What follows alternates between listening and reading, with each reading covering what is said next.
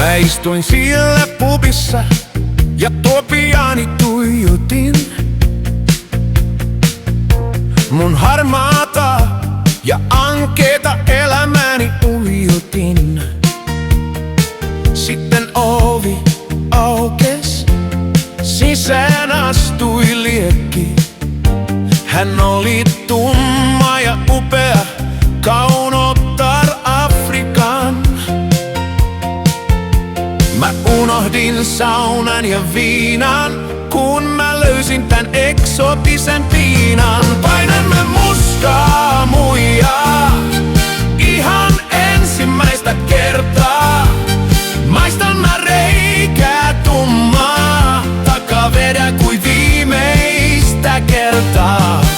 En mä ikävöi enää marjattaa, on tällä tarjota muotoa isompaa. Voiko olla mitään parempaa kuin painaa muijaa tummempaa?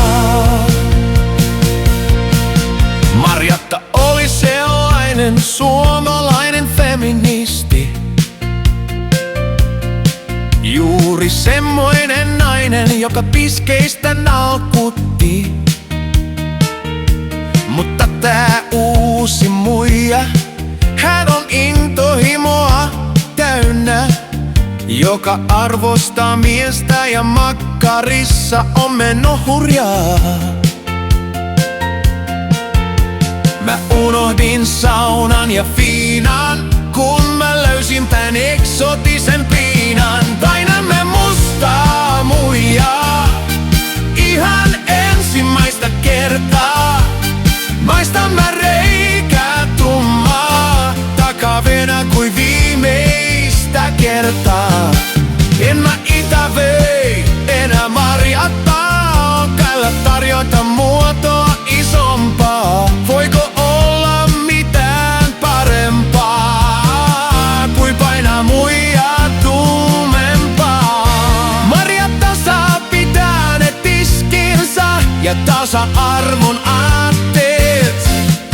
Mä oon löytänyt onneni ja vetänyt pois vaatteet.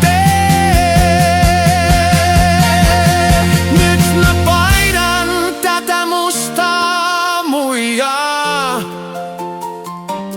ja sänky se alla koma nätisee.